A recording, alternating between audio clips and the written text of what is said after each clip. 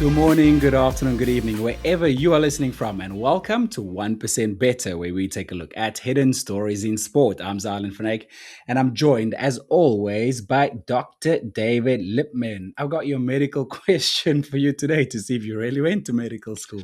Well, If you hasn't looked fail good this, recently, mate. Has not looked good recently. no, if you fail this, I don't believe you went to medical school. Yeah. What is the strongest muscle in the human body relative to its size? Oh, that's a tough question. Is it the tongue? Got the right vicinity?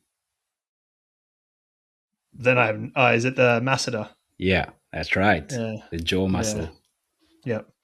Yeah. Okay. Interesting. Yeah, makes sense. Do you I mean, concur? strength is an interesting thing, right? Because why are apes so much stronger than us? Because their muscle bulk isn't much bigger than us, but they're infinitely stronger than us. I don't know. Tell me. I didn't go to medical school.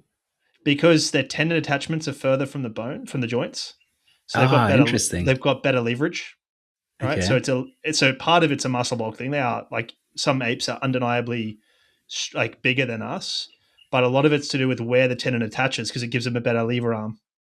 So therefore, the for the same size muscle, the muscle pulling the same amount, the force on the actual bone around the joint is more.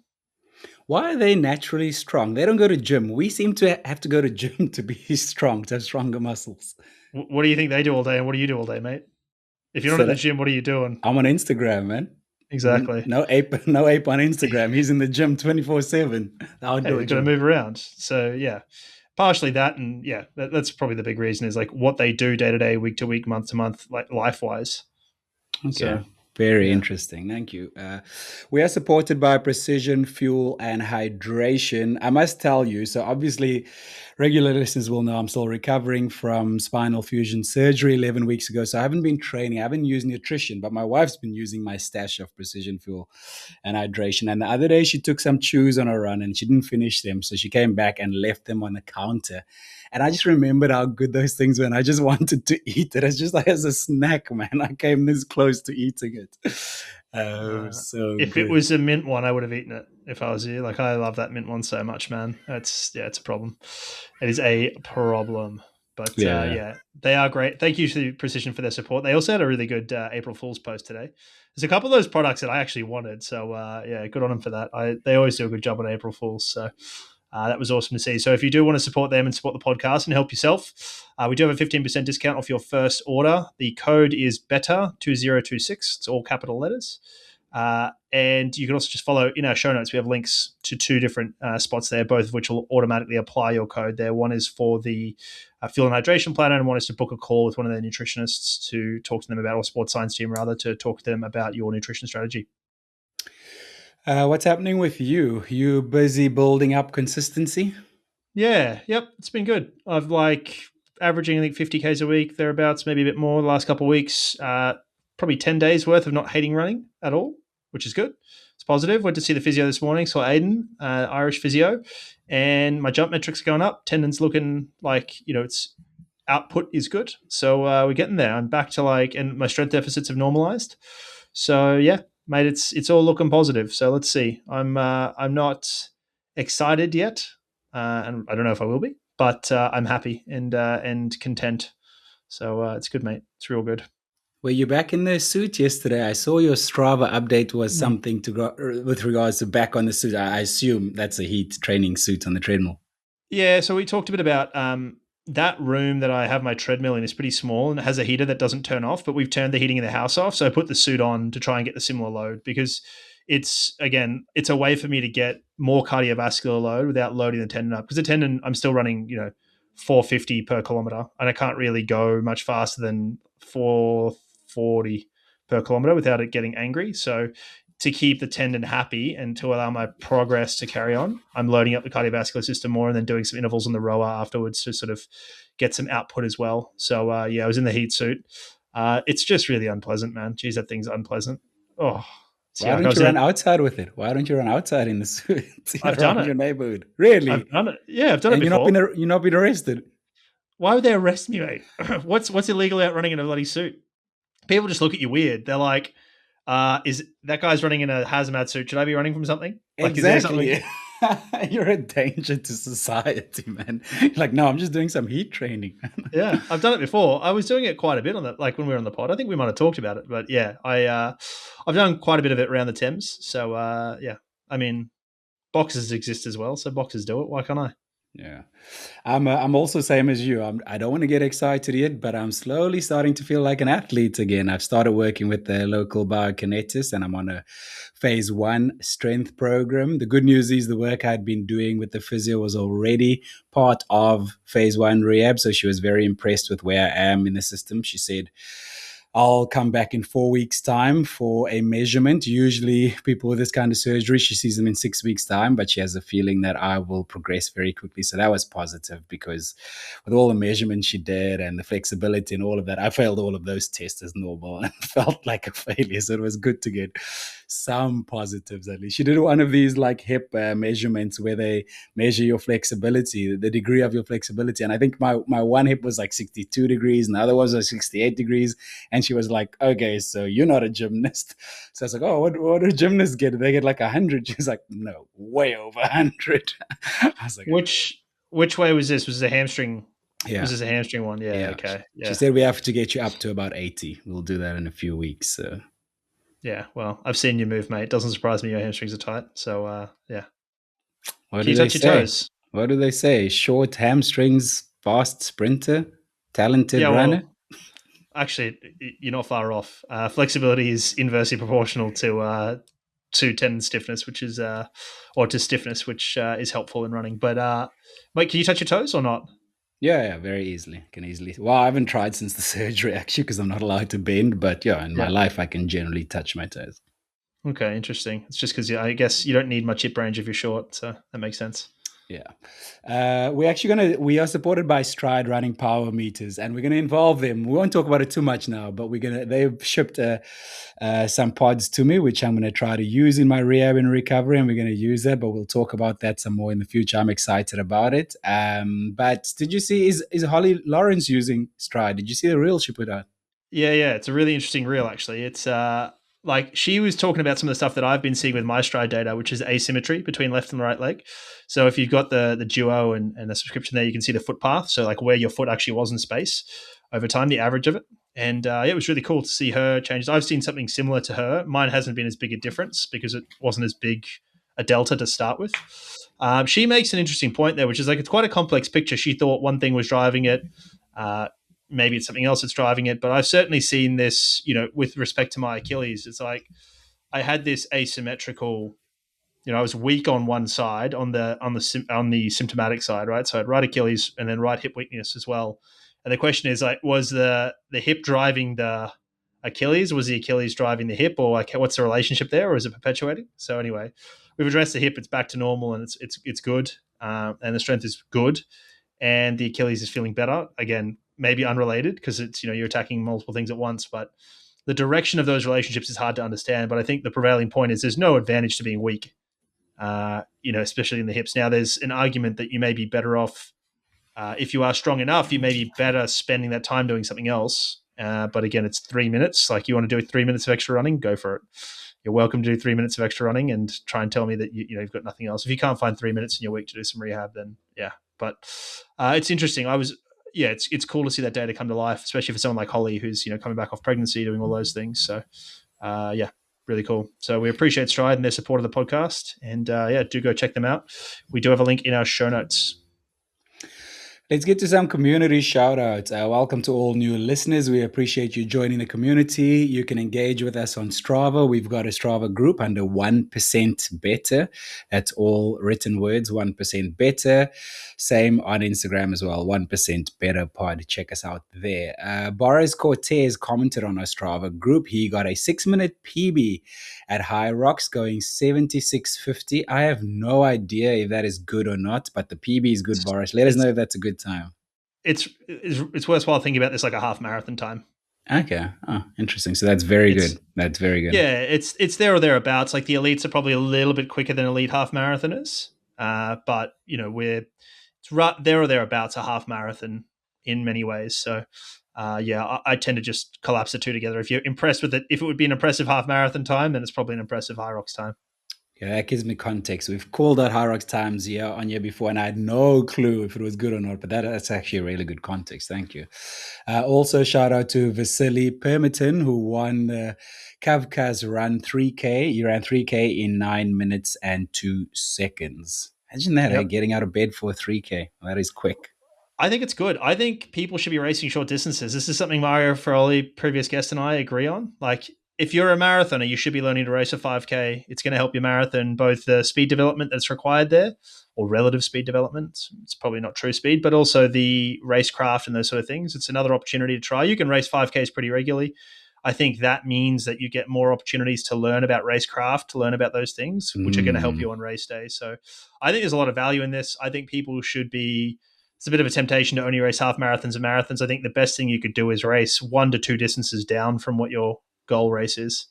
I think there's a lot of value in it. So, I'm in support of Vasily getting out of bed for a 3K. And if you really feel like you haven't done enough, go run hard afterwards. And if you've done a 3K race, then go do 20 minutes of threshold afterwards. There's nothing stopping you, right? Yeah. And it's a nice way to do it. So I wouldn't be scared of doing it. But did get a message from Dan Squires through the week. He heard the audio we threw in last week. We didn't ask his permission for that, for the record. Yeah. I apologized to him for that. He said, no worries at all. He said, but next time he'll improve his audio quality because it was pretty rough audio quality. So let's just put this on the record now. Every listener should know, anytime you engage with us with anything, just expect that it might land up on the podcast. If you don't want it to explicitly tell us this is not for broadcast. Yeah, there's a chance it'll come on the pod. That's fair. That is fair. Also, the Berlin Half happened. So there's a bit of stuff here from listeners and previous guests. So I thought we throw it in here. So Jacob Lange, who's one of our Strava group, assumed to be a listener, ran 64.64 for a Strava PB. Again, that could be anything from a huge PB to absolutely irrelevant. Could be a marathon. We don't know. Sorry, that's my shot at Strava every time. But no, that's a great run from Jacob or Jakob even. He did, that was in and around some really big names. So he did well there. Like, he actually beat Jimmy Whelan. So, oh, wow. Jimmy's pretty disappointed. I don't know what's happened, but he was at the leaders for a bit and then he wasn't. He's going to put something out soon, apparently. So he ran 65.04. I know he's pretty disappointed about it. Victor Smugs, who is a listener to the group, he ran 64.57, also quite disappointed. He had groin and hip issues that went into the run, that he had going into the run. So it's probably unsurprisingly that, that was uncovered. So, he will get on top of those and be back better. He's certainly, quicker than that. And then Phil Sessman, the other success story aside from Jakob or Jacob, I'm not sure which one you go by. So Phil ran 61.21 for a 1 second PB. So I texted Phil and, congratulated him and said, does it, what's the story here with Copenhagen half marathon champs? Because he was top 2 at Bath half. So if he'd had the time, which was 60, I can't remember exactly what it was. If he'd had the time when he ran the Bath half, he would have had an auto selection, but he didn't.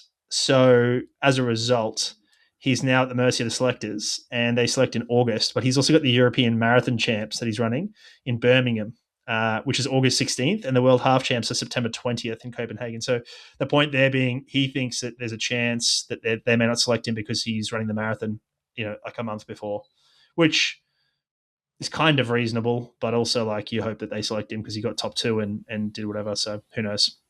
Good luck to him. And then we got some comments in from Spotify.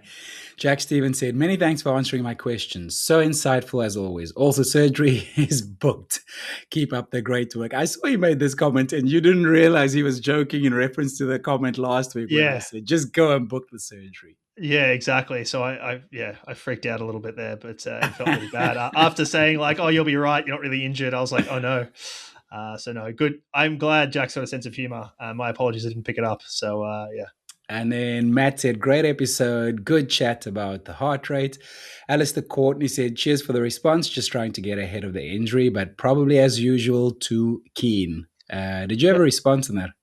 I didn't respond to it, but we appreciate your comment, Alistair. Like, I've been thinking about this a bit, like, or maybe I did respond to it. I think I said, yeah, you and the rest of the type A athletes that run. Like, you see this a lot with endurance athletes. They want to get ahead of stuff. I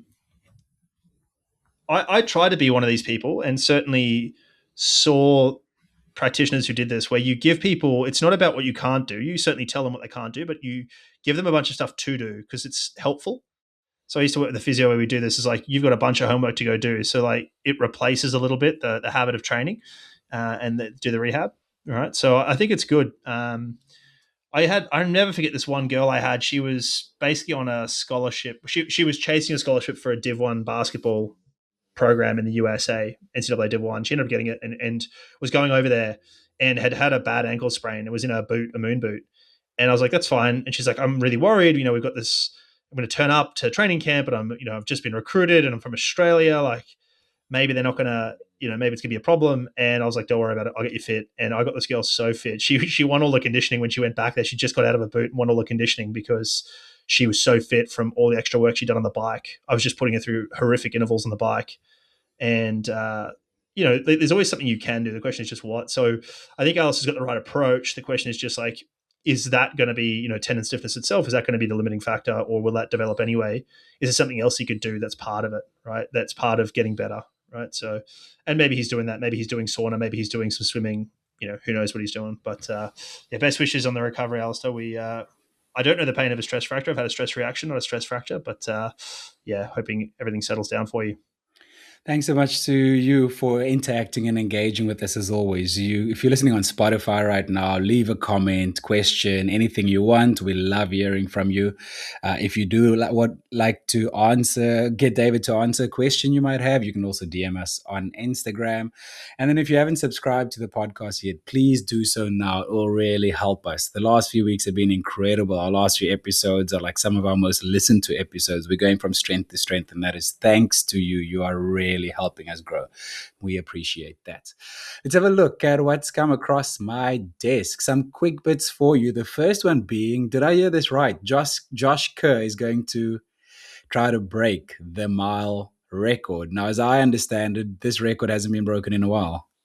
Yep, 1999 was last millennium, if you will, probably older than some of our listeners. So it's called Project 222 because that's the number of seconds he'll need to run. So he's planned to do this at the London Diamond League. It's interesting. I will be interested to see how this goes. I thought this would be one of the more exhibition type events like Breaking 2 or Faith Kipyegon sub 4 or something like that. But he's trying to break the record there. Josh is the sort of guy who doesn't shy away from pressure. He likes the spectacle. He likes it all this. Listen, if he breaks this at the London Diamond League, the place will erupt because it's, people love him. He's British. It's a big meet.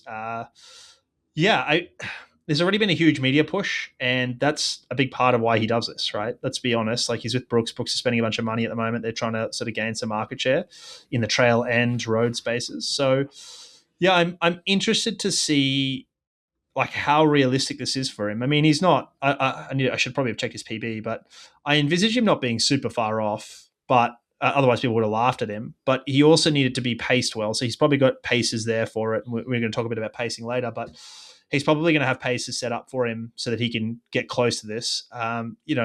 If you're a betting person, you always bet that he doesn't make it, right? Because everything has to go perfectly for him to break it, and there's a reason it's stood since 1999. But this doesn't mean it's out of the realms of possibility. Let's see how we go there. Hopefully there'll be a lot of coverage around it. Hopefully Brooks go all out. It'll be super cool to follow this and see how it goes. The next thing that has caught our attention is Decathlon. The next super team in cycling supposedly are signing Olympic gold medalist biathlete Emillien Jacquelin. What's a biathlete? No, it's they ski. They do cross-country skiing and shooting. So he won gold in the 4x7.5K relay and bronze in the individual 12.5K pursuit. So he's age 30. So he's a bit old for this, but 30's not old, but 30's old to be swapping sports. If there's a big deficit, if he was a junior cyclist, maybe it's a bit different. But Florian Lipowitz from Red Bull has made a similar transition, but he was younger. And then former MotoGP rider, did you know this guy? Alex Espargaro. Espargaro. I followed him a bit last year. He was racing with Little Trek. Yeah. I actually met him last year. He's got a great set of veneers. He's got a really good set of veneers on him. So he was a bit older as well, but apparently he's got pretty close ties with the team already, this Emillien. And so he's probably from what I understand, he's basically joining to see how he goes in the Devo team, in the under 23 team. Yeah. And if he goes well, maybe he gets a job as a domestique He's obviously got a huge VO2 max. The question is, and we were talking about this off air before, like just because you can produce watts doesn't mean you produce them at the right time in the right spot and you save them in the right places. You know, you can have two cyclists with the exact same ability and they can finish very differently just based on where they spend their energy and how they spend it and how they can navigate in a pack and around. So like, let's call it a bit of race now with also some cycling craft. So, that's the real question for him. And then there's things like, we talked about with Jimmy Whelan around things like cornering and that sort of stuff. That's a big part of this. But it made me reflect a little bit. A lot of team sport athletes, particularly like serious contact team sport athletes, the goal is like, I wonder if I could play NFL. They sort of go over there and give it a try. And endurance sport, that seems to be cycling. It's like, I wonder if I could give that a try. And everyone goes to try and ride a bike, right? And cycle. So, and you often do, and in both of those cases, you're often good. The problem is you don't end up being great. And the reason you can't be great is because there's a lot of nuance that takes a long time to acquire.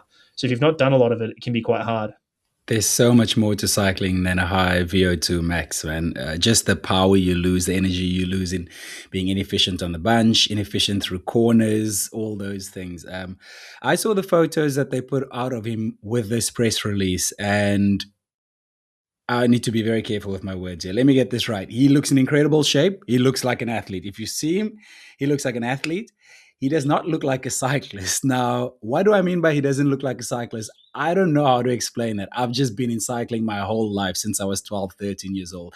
So just by definition of exposure for multiple decades, when you're an expert in something, you can identify something, but you can't put words to it. So I'm very interested to see how he goes with this big VO2 max and having had some connection to the team. What I will say is this team has excellent coaches. So there must be something that they've identified. So I'm very interested to see how this turns out. Well, they've identified that he's got a big VO2 max and he's keen, mate. So it's but it doesn't like it's not a huge bet for them. They haven't. It's not a draft where they've had to draft him and then it's foregone someone else's position. Yes, of course, it's money, but it's like the Devo team is like a dime a dozen. Kids come in and out of that all the time. So it's like, oh, let's take a punt on this guy. It'd be different if they put him on the World Tour team. Then it's very different because then it's a slot that someone else doesn't have. It's a lot more expensive and that sort of stuff. So it's a high upside bet, low risk. If he's gone in a year and he goes back to biathlon, because it's just post Olympics, right? So for him, it's also low risk. It's like, I'll give this a go and see how I go back, take a year. It's like, Alex, you're running a marathon. You're like, it's probably helpful. It's not the end of the world. Bad scenario, he has a horrific crash that ruins everything. Like that could be a bad outcome for him. But failing that, it's low risk. So it makes sense on both sides. When you say he doesn't look like a cyclist, do you mean he looks healthy? Or probably, yes. As I said, he looks like an athlete. He looks in great shape. It's probably an upper body muscle bulk thing, at least to some degree. That is correct. That's correct. Because biathlon is cross country skiing, so you do use your upper body in it. So they look a little bit less emaciated from the belly button up. Yeah, which isn't always great to carry over a mountain. So let's see how he goes. It's absolutely useless on a bike. Yeah, like I'm the first person to say that weight isn't a relevant factor, but I would also say that it's more so on a bike and more so just like you don't need extra muscle bulk. So the way for him to do that is to not cut calories as much as it is to ensure that he's having appropriate, not excessive calories and then cycle a lot. And that muscle bulk will come down over time because the body will optimize it when he stops using it as much. Interesting. Let's move on. We were talking about the mile earlier. Recently crowned indoor 1500 meter world champion Georgia Hunter Bell lost to Claudia Hollingsworth a race in Australia. Why did this catch your attention? Well, Georgia Hunter Bell's just been crowned world champion. She got dusted in a race by a young Australian who's like 20 something years old. But yeah, so this really caught my idea because of we had the travel question a few weeks ago, and forgive me the lady who messaged us. I've completely forgotten this, but it was about the World Baseball Championships. Micah, she asked, try something like that. Micah, yes, something like that. Yeah, that's helpful from you. Thank you. My apologies. But basically, the question from her was like, "Are you better off with an extra day's rest or not traveling?" And this just made me think like Georgia basically finished her race in Poland, traveled 30 hours. Admittedly from the reel, looked like she was in first class or whatever, and probably was, to Australia, got paid appearance. But no doubt this is, on some level, a bit of a holiday and a bit of money for her, which is, is her prerogative.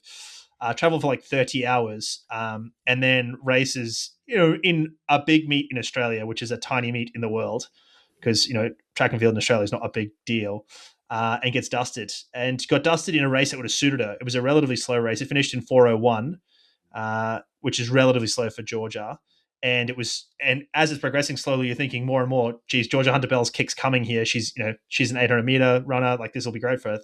Unfortunately for her, so does Claudia. That's Claudia's strength as well. And the question was like, who does better? And Georgia's probably not at her best, and Claudia probably was, right? And this is what happens when you're the champion. Everyone gives you their A game, right? You see this with teams as well. When you're the best team, everyone comes for you. So it's really hard. Is there a big psychological impact there in that Georgia Hunter-Bell's got nothing to prove? The field's not gonna raise her level, whereas Claudia, she's got something to prove. Yeah, so psychologically, that must come into your performance.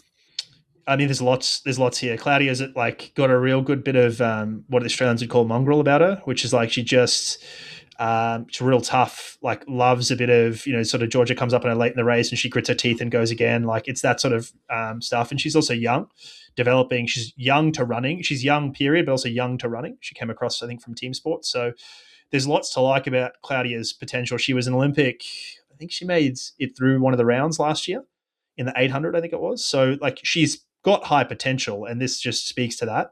And she's got an upward trajectory in a way that, Georgia's probably at the peak of her powers, and maybe she can continue to rise a little bit, but she's closer to her peak than Claudia is by a good 5 years. So there's certainly a little bit of like the up and comer there. So, and then your home race, it's the big race. Claudia does race in Europe, but it's at home, right? And that changes everything. She hasn't just traveled there, and she hasn't just come off a world medal and all those things. So there's lots to it, right? And performance is hard, but I did think about this with respect to like something we'll talk about later with respect to when you're sort of at the peak and other people are coming for you, what that means.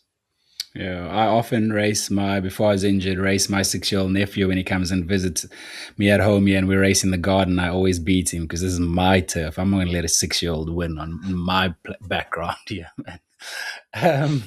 Mate, you are back to being an athlete, right? Beating 6-year-olds. A couple of Chinese marathoners have been behaving badly. What's gone down here? I sent you the stuff on social. This was like, I don't know. Some of this was kind of funny. Like, when you actually see the photos of this, it's actually quite hilarious. But like, you can't be doing this stuff. So this is in the Chengdu World Heritage Marathon.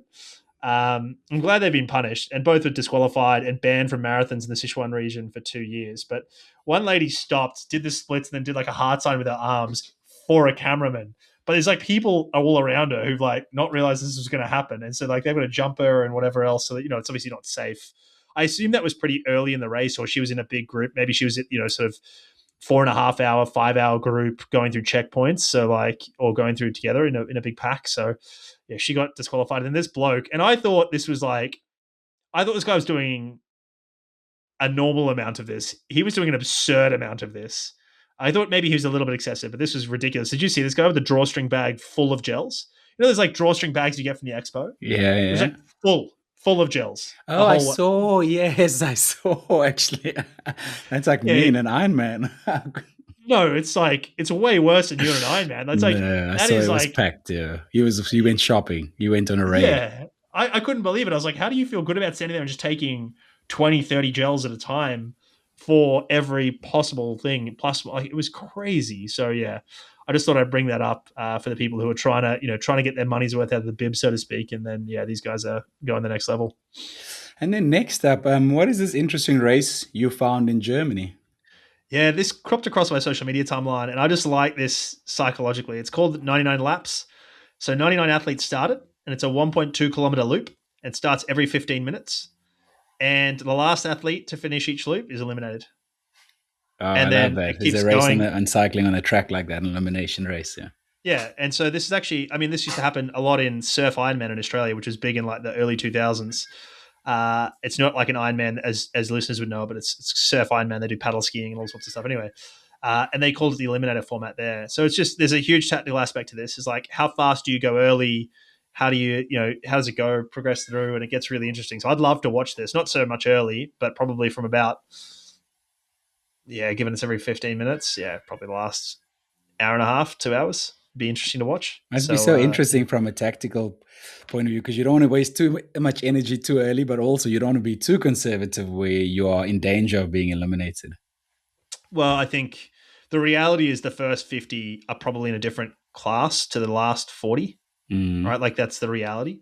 But the question is, the real tough bit is like once you're in the 20s, when there's only 20 of you and the people are all good, then it starts to become harder to not, do you want to cruise it a little bit and then sprint late? Do you want to push it a little bit early? Like, how do you manage that? What do you do with your downtime? Because there's also a component of like, it's 99 times, what does that end up? It ends up like almost a day. It's probably a day's worth. So how are you managing yourself across 24 hours from a food perspective, from an energy perspective, all that stuff as well? Hang on. If they're 99 athletes, 1.2K loop, this is well over 100Ks. The race ends up being, if you into the final 5, call it. Wow. It's really interesting. Okay, now it's got my attention. It's very interesting. And so how do you train for that? Do you train for speed? Do you train for endurance, durability? Like how do you, so it's a real interesting concept here. Like, and it's across a day. Again, it's 100 kilometers across a day. So how do you deal with this, right? So I envisage you're better off being a bit more of a diesel, but there's got to be a top end here. Like, I don't think this gets I don't think the last 1.2Ks is run in 7 minutes. I think it's closer to 4 minutes. So, that's moving. You still have to have a top end there. Very interesting. Thanks for finding that. And then you sent me this. I had seen it. HBO Max and TNT Sports are starting a new cycling weekly show. Why is this interesting? Well, so Tour de France Unchained got cancelled, right? And it got cancelled because there wasn't a lot of interest, particularly in France, I think, because it was a co-production. The budget was coming out of Netflix France, and the viewership wasn't the best there, even though it was decent globally. No. So Netflix didn't have the French rights. So the French local broadcaster had the French rights, and then Netflix had the rest of the world. Okay. So I thought it was Netflix France who commissioned the production. Might have been. You might be right, actually. Anyway, it doesn't really matter. The point being, it wasn't doing as well in France as they'd hoped. The rest of the world was doing pretty well, right? And then this comes up, and this is like, what's it called? The cycling show, miracle of creativity. What shall we call it? The cycling show. So it's 10 half-hour episodes, and it's behind the stuff scenes from riders, nutrition, equipment, etc. So it's kind of similar to some degree, I think, or it's similar demographic of audience, or maybe it's not. Maybe it's for the hardcore people who want to see the equipment and stuff, want to see the mechanics and all that. It started on Tuesday, apparently, with Tudor Pro Cycling, and it's going to SD Works Pro Time or whatever they're called now. I don't know what they're called. But I think, so there's this show in the NFL called Hard Knocks, which is like kind of behind the scenes, watching training camp, being in the middle of meetings and that sort of stuff. And it's released almost real time, which is quite interesting. Now, of course, they get video rights of what's said, but this would be quite cool for, I think that'd be interesting to look at them in Calpe in the training camps, is like get to see them off season and what that looks like and what does their season look like there. And then maybe a little bit in season, not necessarily doing a grand tour, but like maybe in and around this stage of the season. In the spring classics, it'd be cool to see like maybe an off season with someone like Visma, and then the classic season with someone like Alpecin, and then maybe Volta Catalunya with someone like UAE, right? And you sort of have this different perspectives at different times of the season. I actually know the producer of the show. I just realized now it's the same people I did the Rwanda World Championships documentary with that I was in. I'm going to message him and ask him about the creativity around the name of the show, the cycling show. Tell him your podcast co-host has notes. Yeah, I'll send this to him. Following up from our discussion about the USA Half Marathon Champs, we have an update. We seem to have an update every single week from this event, but news just keeps coming. Yeah, well, all the women are going, despite what our listeners thought as fair, and I probably assumed this, they accepted them. Again, I can understand this. I don't necessarily agree, but 3 extra women on the road in a half marathon, Can you just give a quick background for context? 3 women were leading the USA Championships in the half marathon in Atlanta. They took a wrong turn for a myriad of reasons that you can go check a couple episodes back. And then, other women won it. And then there was this who are we sending to the World Championships? And, part of the discussion was around well, if you have a selection criteria that's very rigid around it's first past the post in these championship races, and there's no discretion, there's no wiggle room, it becomes hard.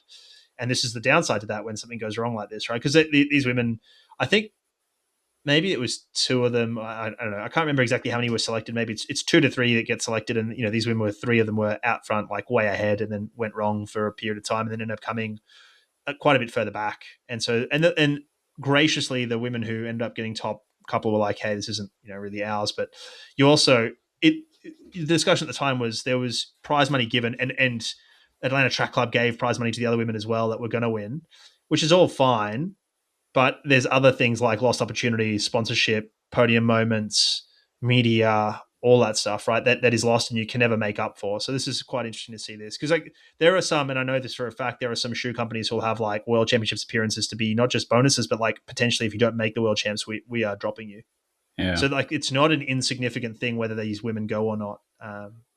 I mean, look, half marathon championships are not high profile, so maybe it's a bit different for that, but still. Did you find something similar that happened in France? I didn't. I got sent something similar. To shout out to Shane Evans, who's our Australian trail correspondent on the ground in France. I think Shane's the guy that once challenged me to a race that I politely declined. But he sent me this. Basically, the same sort of thing happened, but in the French Trail Running Championships. So this happened over the weekend. So Shane kindly updated me and said, like, here you go. This will be good for your French. Or you can use translators, though I spoke detailed French. I've got like enough to get by in a supermarket and a cafe and a restaurant. I'm very happy and I'm proud, and absolutely not enough to make any sense of technical French. So I would have gotten the gist of this, but not much of it. So I did use Translate Chain. But basically, the French Trail Running Championships happened over the weekend. This is for the European Trail Running Championships, which are happening in Slovenia later this year. This is in the long trail race, which was 50 kilometers and 2,500 meters of elevation gain. So that's like pretty serious, and that'll be relevant later. But there was also some really bad weather the day before, and a few and in and around the region, which made conditions pretty rough. There were 120 kilometer an hour winds, which in miles is like, it's not 100 miles. It's like 75 miles, something like that. Anyway, so bad winds and some pretty bad conditions the day prior, and other races that happened in the days prior and the day off. So there's a 20K and a 75K and whatever else. And all of this is relevant for later.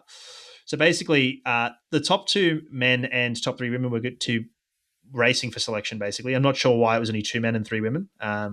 Maybe the only time in the world that women get a good shake of things. I don't know. Maybe something else happened. I have no idea. Maybe they've already pre-selected a male to go. And there was a group of 6 guys who were 3 minutes ahead of everybody else. These were the 6 male favorites. You know, everyone was like, these are the 6 guys. The winners will come from these guys, whatever. They go off course at the 28 kilometer mark and covered an extra 4.5 kilometers before rejoining the race route and losing nearly 20 minutes, which is an unbelievably short amount of time to lose, given they did an extra 4.5 kilometers. Nonetheless, they obviously no hope of podium finishes as a result, and therefore, couldn't be selected by virtue of it. But it gets convoluted here. So what happened was, as happens in trail running, there was a route change for safety reasons. And this is very common in trail running, is like, we changed the route because of this safety thing. It happened to UTMB last year. It's very common, often excluding high points, right? Because if it's windy or it's snowy, you're like, well, let's not go high. Right? So they changed the route, but that's not where these guys went off course. So they were on a ridge line. So this is a bit further after the course change. They were on a ridge line and there was a sharp turn and they went straight and continued along the ridge line. But they continued. Part of the problem was this ridge line was part of the 75K course the day prior and was marked for that, and the markers hadn't been removed, or all the markers hadn't been removed. So they're cruising along. They miss the marker to turn. Then they see markers in front of them. You keep going. Like, oh, yeah. And, they're also racing, and it's, on a ridge line and you're fatigued. Yeah. Anyway, so the point is, it's kind of everybody's fault and nobody's fault at the same time. And so then you end up with this like post race, and to the credit, this probably speaks to like, maybe culture or whatever else, but there's a meeting held. They held a meeting in like the local church or something. And there's 6 of them now. There's the 6 that went off course, and the top, sorry, it's 8 of them. The top 2 and the 6 that went off course. And they're like, all right, well, let's try and send 4 people. Right, so the 2 that were leading that group of 6 plus the other 2, and that was denied from the European Trail Running Champs, which probably makes sense for ecological reasons. And it's not a road half marathon, so there's like environmental impacts as well as like just size of the trails. And so now there's discussion. They're going to rerun it. So I got an update from Shane. They're rerunning this. Wow. The question is, how do they rerun it? Do they run a race that is similar, either the same or similar, in the next little while, and then you've done 50 Ks and 2,500 meters of vert, and you're like, well, now it's kind of testing something different. Or do we put you at the points and like let you finish the race? So like you just race from where the confusion happened, kind of set it up and go like, we're 6 minutes apart and like, let's go for it now. Yeah, and see what happens from there. Yeah. So I don't know if there's a fair way to do this. It's just a bad situation. I kind of like the idea of like, let's set them off as they were at the time, just because that would be so much fun. It's kind of novel. It's Yeah. kind of like a novel race. So it'll never be perfect because there's different amounts of fatigue in them and whatever else. But it's a rough situation. It is all imperfect. There's a phrase I use a lot in my writing, and I say it here as well, is like, there are no solutions, just trade-offs. So like there's no solution here. It's just like, have them start a 3K, see who's the fastest over the 3K. Well, maybe they can join that 99 and see who gets the furthest in that. Yeah, I thought of that too. We briefly discussed the Berlin Half Marathon and some performances from listeners and guests, but did you see that a pacer got second place? Yeah. This has been all over social, mate. I've seen this. This is interesting. So this is Dennis Kipkemoy, and he was a pacer, and he came second behind Andrea Kiptu. So Dennis is 19 years old. First time outside of Kenya. First time, like, he's barely raced in Kenya, let alone outside of Kenya. So turns out to Berlin Half. He must have a good management agency. Like, I don't know how this guy gets a Guernsey to pace Berlin, but he does, and he does well, right? Paces them pretty well. So the question here from a lot of people is like, is this even allowed? Like, what's the story? So the thing to remember here is that under World Athletics rules, pacers are official competitors. They may have pacer on their bib. That's for you. That's not for them. They don't like, it doesn't matter. That is for you at home to understand that these guys are pacers, so you don't get confused here. But they are considered competitors, and this has got some historical context. And the reason for this, it probably is, like, if you look back, pacers are actually bad juju. So we think about fresh pacers as, poor form and illegal. But at one point, pacers at all were illegal and bad form. So if you go back and read into Roger Bannister, there's lots of controversy about him using pacemakers. And in some of his races, what he had was a guy who would jog around for a lap. Because part of the problem you have, if you're trying to break a 4-minute mile, and this will be, Josh Kerr's challenge as well, is if you want true pacing, you need probably pacing for 1,200 plus meters.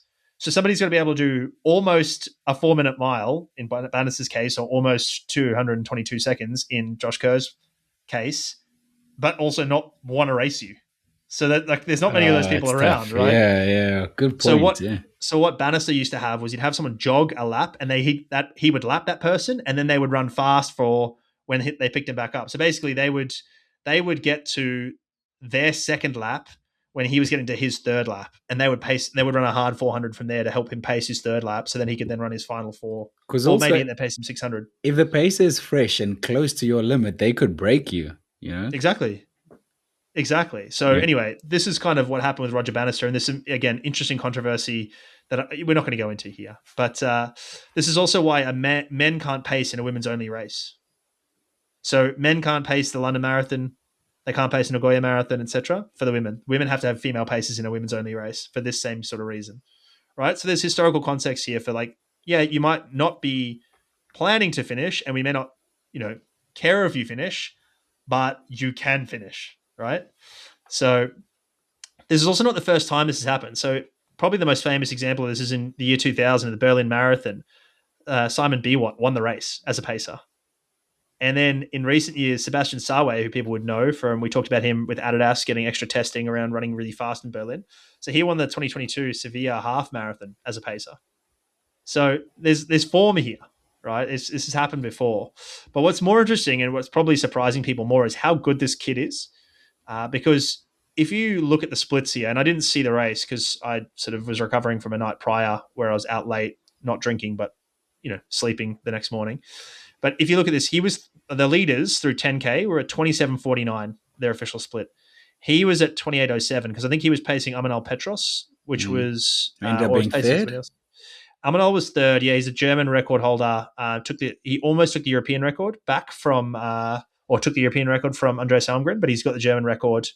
He's very, I'm a big fan of Amanal. So I think he was pacing Amanal Petros here. I might be wrong if he wasn't pacing Amanal, but anyway, so he was basically 18 seconds behind at 10K.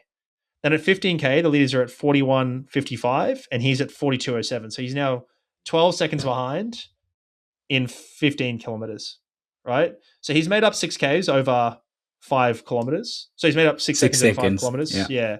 So it's basically like a wash there. But yeah, so he's now 12 seconds behind with 6Ks to go. So he's going to go 2 seconds quicker.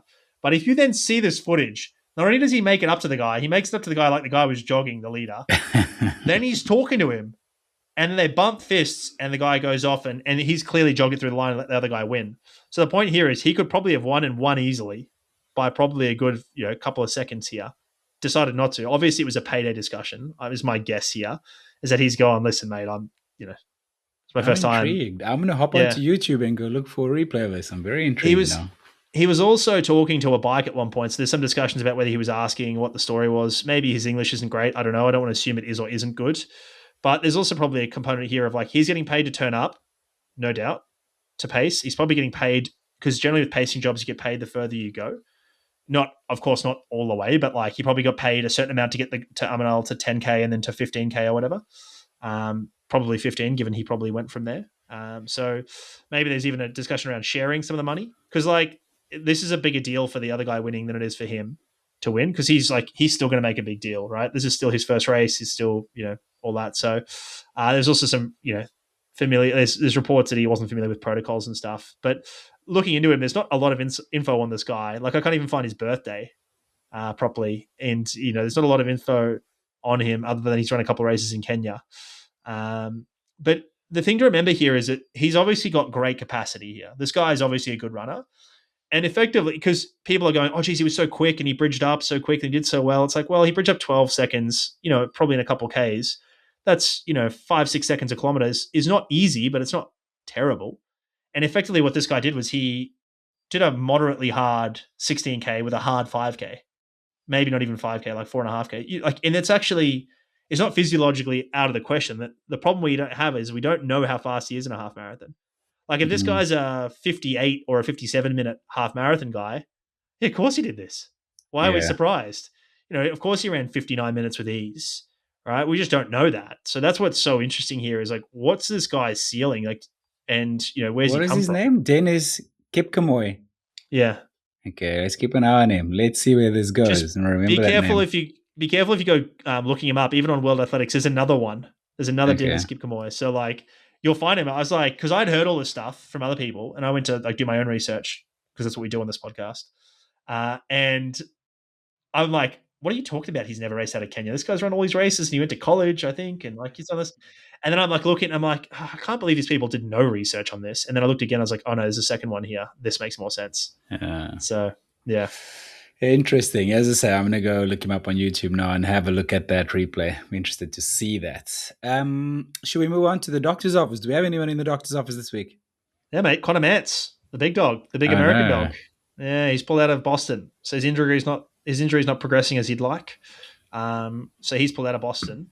My take here is he should run Sydney. Similar training. It's a little bit later, right? So he's got extra time to get ready. The one question is like what he has planned for the second half of the year because Sydney might impact that. But we were talking about this, that you've effectively got a 12-month calendar now of you used to really only have spring and autumn marathons, but now you've kind of got this Sydney sits in the middle of the year and Valencia sits at the end of the year. So you can kind of piece together either 3 marathons in a year and or shift your timing by a month or two if you're not quite right. So he could run a Sydney Valencia double. He could run maybe a Sydney New York double. It's a bit of a short turnaround. Boston is 20th of April, so he's out of that. Sydney is August 30th. Oh, is it August now? So I thought it was June, July. Okay, so they've shifted that. Sorry, my bad. I thought it was like June or something like that. So no, he couldn't do both of those then. He'd need to run, probably done. It's just skipping his first half of the marathon, first spring marathon this year. Because maybe he sneaks into the London fields. He's a late announcement for London, but I doubt it because they wouldn't be paying him the same amount or like at all now. They've probably spent all their budget. Tokyo's already been, and he's got that. So I thought Sydney, I think has just moved then. That's right. We probably talked about it on this podcast. My apologies, listeners. I just Googled it. I Googled the date and it came up. But in my true easily distracted brain, Google says people also ask, is it true only 1% of people run a marathon? And apparently, according to global stats, somewhere between 10 and 13 million unique people ran a marathon between 2000 and 2022. That means about 0.13% to 0.16% of the world's population runs a marathon in a given year. That's hectic, eh? Well, it's just interesting how much of an echo chamber and a little bubble we're in, mate. Like, how many people do you know that haven't run a marathon? Like Not in your many. friend group. Yeah, in your Not friend group, many. everyone's run a marathon, right? Like, so, Yeah. I mean, my friend group's a little bit different, but, nonetheless, point being, like, it's funny how you get yourself into an echo chamber where you think, I finished a marathon, like, I'm not good enough unless I run a fast marathon, or like, I've only run this time. It's like, no, actually, Yeah. that's quite an outlier. No, that's a good point. And then seen on social, we haven't had it for a while, but this is a feature where we find something on social media, someone giving advice maybe that necessarily isn't really true or factual. Have we got something this week? Yeah, it's a learning opportunity. This is for us to all get better. It's not meant to be, throwing stones and criticism. There's enough of that on social. But I saw this post that 126 age groupers beat pros in Oceanside, the Ironman 70.3 Oceanside, which happened over the weekend, which we haven't talked about, which we can if you'd like, mate. But it was pretty much, I mean, it was interesting. But anyway, so this shouldn't be surprising to people. Firstly, there were 70 male pros, That's right? that's big. That tells me not everyone there really is a sponsored athlete. Let's see how they got their pro license. I mean, pro license is just a matter, and this is the key thing. To get a pro license as a triathlete, you need to be good enough. You don't need to be paid. You don't need to have a sponsor. You need to be good enough. So that's the equivalent of, like, it's probably saying that you finished in the top handful of people at the equivalent of Boston Marathon, right? Maybe you're a top 30 age group at Boston. So you qualified for a race and then you were top 30 at that, right? So you've made Kona and maybe made top 30, something like that. Maybe I don't want to speak out of turn. I don't want to be disparaging to triathlon. But, like, what it says is you're pretty good. You've raced well for a period of time in your age group, therefore you can get a pro license, right? Or probably it's irrelevant of age groups because pro is not age group related. So foreseeably, there are some people who've decided not to take pro licenses. So previous guest, Matthew Marcotte's a good example of this. He's now a pro, but he won Texas Ironman for everybody, every age grouper. And he I and he remember that. swam, and I think he swam the fastest swim at Kona before he was a pro. Yeah, yeah. So, like, the difference between him choosing to be pro or not was about whether he wants to be called a pro and then race entry stuff. So the big advantage of being a pro for Ironman is you don't pay race entries, I think, and you can win prize money. And if you pull out of races, it's not a problem. You can sort of just do what you want there. That's the big advantage. The rest of it's irrelevant. You can get sponsors as an age grouper and vice versa, right? So also just being a pro doesn't mean you've got a sponsor. Like, a lot of Yeah. these pros are struggling to make ends meet. And, like, so it's unsurprising then that these pros are getting beaten, because the difference between the worst pro and the best age grouper isn't much, if at all. And age groupers are peaking for these races, and pros probably aren't. Pros are trying to do something to see what they can do, win some money, etc. Right? So, and then again, everybody's coming for you. We talked about this with Georgia Hunter Bell. Like, if you're a pro, you're on everyone's scalp. They're like, how many pros can I scalp today? They're Yeah. pro hunting. So yeah, I'm more interested in the fact that Taylor Nibb passed so many men. She was Yeah, I five saw minutes that. back. She was 5 minutes back from the men, and she passed a bunch of them. Yeah. That's more interesting to me. Yeah. I know Reynard Tissink, who is a local triathlete who finished. I think his best, when he was a pro, his best performance was fourth or fifth in Ironman Kona in the World Championships. And now, I mean, he's late 40s, around 50. Even now, when he lines up in a race, he could beat pros just by nature of who he is and how he still just trains for lifestyle, healthy. But when he races, he wins his age group firstly very easily, and then also beats pros. Once you've been at Well, that level, if you maintain a certain level of healthy lifestyle, it's not difficult. let's put it this way: if I gave Jan Frodeno, a free bib to Kona and said, "Mate, we'd love you to race Kona this year," right? It's now April. You got till it's what's September, November. Yeah, I'm September, not sure. Octoberish. Yeah, Have you ever done Kona? I have done Kona. Did I not tell you about the time? Haven't heard that in a while. Actually, a listener ask in the comments. Have you? I never knew you did Kona.